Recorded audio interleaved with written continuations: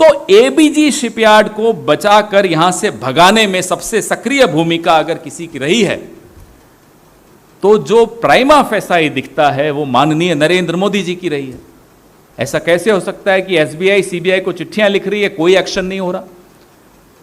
फिर हम भी सोचते हैं क्यों हो रहा है, तो याद आता है 2007, 1,21,000 स्क्वायर मीटर जमीन, वाइब्रेंट गुजरात समिट, कोरिया की वो यात्रा, और वो तमाम रिश्ते सामने उजागर होते चले जाते हैं कि पिछले 8 सालों में 5,35,000 करोड़ के बैंक फ्रॉड नरेंद्र मोदी जी की नाक के नीचे हुए हैं। 5,35,000 करोड़ के बैंक फ्रॉड पिछले 8 सालों में नरेंद्र मोदी जी की नाक के नीचे हुए हैं। तथ्य नंबर 1। तथ्य नंबर 2, 8,17,000 रुपए हमारे और आपके बट्टे खाते में डाल दिए, return of, bad debts return of. ये सब 8 साल के हैं। ये तथ्य नंबर 2 है। 8,17,000 crore rupees have been waived off, written off, 8,17,000 crore रुपए। तथ्य नंबर 3,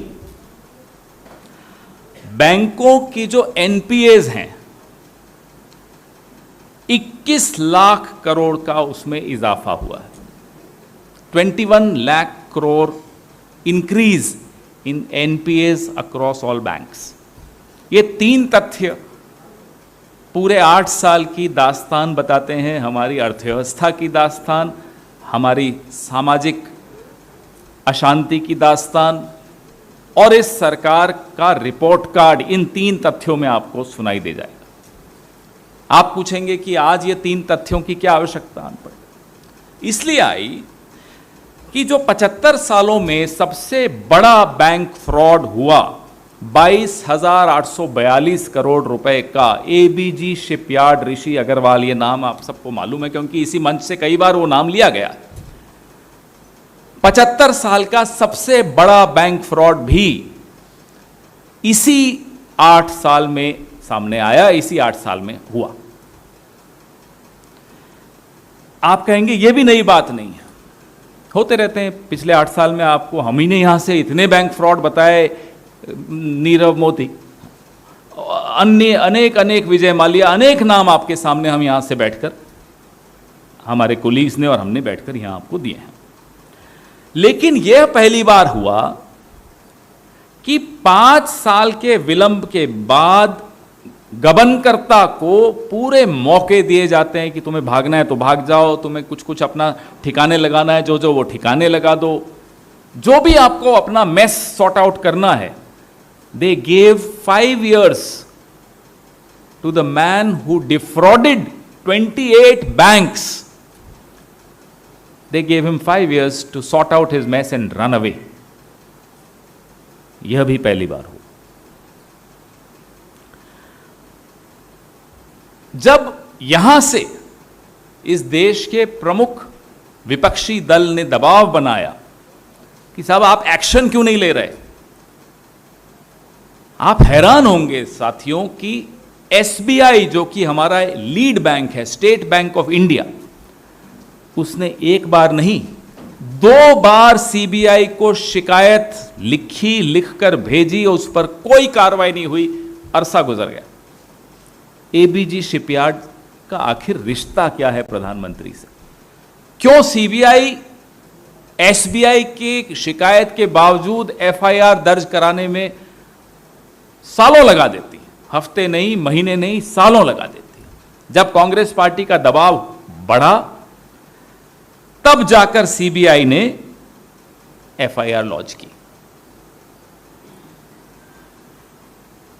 स्मरण रहे, आप सबको मालूम ही है कि 1 अगस्त 2017 को जब एबीजी शिपयार्ड का एनसीईआरटी में दिवालिये की कार्रवाई शुरू हुई, तब भी कांग्रेस पार्टी ने प्रेस कॉन्फ्रेंस की 15 फरवरी 2018 को रणदीप जी ने की थी, मुझे याद है, और सरकार को चेतलाया था कि अग्रवाल जी भागने वाले हैं, कहा था, स्पष्ट शब्दों में कहा था कि ये भी जाने वाले हैं, रोक लीजिए अगर रोक सकते हैं। और हैरानी की बात यह है कि 8 नवंबर 2019 को एसबीआई ने पहला पत्र लिखा सीबीआई को, तारीख याद रखिए 8 नवंबर 2019, एबीजी शिपयार्ड के विरुद्ध एफआईआर करने का उसमें निवेदन किया। सीबीआई ने कुछ नहीं किया। अगली चिट्ठी गई 25 अगस्त 2020 को, एसबीआई ने दूसरी चिट्ठी लिखी सीबीआई को। 2 letters by SBI to CBI, one dated 8th November 2019 and the other dated 25th August 2020. SBI is the lead bank of India. Let's not even talk about RBI. वो चुपचाप बैठा है, RBI कुछ नहीं बोलते, वो न बुरा देखते हैं, न बुरा सुनते हैं, न उस पर कोई टिप्पणी करते हैं, शांत रहते हैं। सीबीआई ने तब भी कुछ नहीं किया। आपको याद दिला दूं, ये बड़ा महत्वपूर्ण तथ्य है जो शायद आप छाप नहीं पाएंगे, लेकिन मेरा फर्ज है कि मैं आपको बोलूं। 2007 में गुजरात में एक मुख्यमंत्री हुआ करते थे, नरेंद्र मोदी जी। 2007 में नरेंद्र मोदी जी ने इन्हीं ऋषि अग्रवाल को out of turn 1,21,000 square metre जमीन सूरत के इंडस्ट्रियल एरिया में अलॉट कर दी थी और सीएजी ने आपत्ति दर्ज की थी। आउट ऑफ टर्न 1400 रुपए प्रति स्क्वायर मीटर की जमीन 700 रुपए में दी है। मैं नहीं बोल रहा, सीएजी ने बोला। लेकिन तो मोदी जी थे, सीएजी उनके सामने क्या है। आज देखिए ना, सीएजी चुपचाप कहीं, माफ कीजिएगा, दूम हिलाता हुआ बैठे हैं सीएजी संस्था। कुछ नहीं, एक शब्द नहीं निकलता आप सीएजी के मुंह से, ना आपके चैनल्स पे ब्रेकिंग न्यूज आती है, ड्राफ्ट रिपोर्ट लीक्ड, कुछ नहीं, शांति, पिन ड्रॉप साइलेंस। ये संस्थाओं की हालत है। और क्यों है? क्योंकि ऋषि अग्रवाल भागेगा कैसे? अगर सीएजी सक्रिय हो जाएगी, सीबीआई सक्रिय हो जाएगी, दोस्तों के खिलाफ सक्रिय हो जाएगी, तो कैसे भागेंगे दोस्त? कोरिया जाते हैं मोदी जी तो ऋषि अग्रवाल को साथ ले जाते हैं। मनमोहन सिंह जी जब विदेश जाते थे पत्रकारों को साथ लेकर जाते थे। ये साहब जब विदेश जाते हैं तो उद्योगपतियों को साथ लेकर जाते हैं। फोटोज हैं, पब्लिक डोमेन में सब है। वाइब्रेंट गुजरात समिट में ऋषि अग्रवाल जी सक्रिय भूमिका, 22,000 करोड़ लगाऊंगा जी। पता नहीं कितने लगाए कितने नहीं लगाए, गुजरात में जाके पूछिए, आपको असलियत मालूम पड़ जाएगी। सीएजी रिपोर्ट्स उठा के देख लीजिए, क्योंकि तब कानून का शासन चलता था इस देश में। सीएजी रिपोर्ट्स आती थी, हमारे खिलाफ भी आती थी, इनके खिलाफ भी आती थी। हम उन्हें गंभीरता से लेते थे। इन्होंने आकर, शायद वो हमारी गलती थी कि हम सीएजी को गंभीरता से लेते थे, इन्होंने आकर वो गलती सुधार दी। अब सीएजी सुबह उठते हैं तो इनसे पूछकर उठते हैं कि लेफ्ट पांव नीचे रखूं या राइट पांव रखूं या उठूं ही नहीं, या सोता ही रहूं। और अनुमति मिलती ही नहीं है उठने की, जागने की, तो सोते ही रहते हैं सीएजी।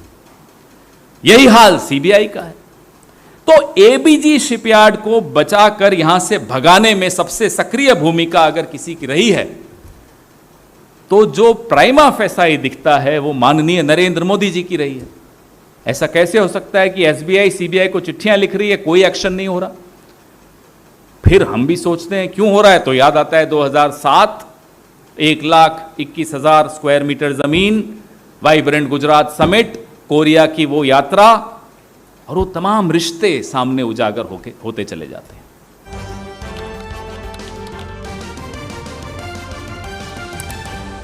आपकी आवाज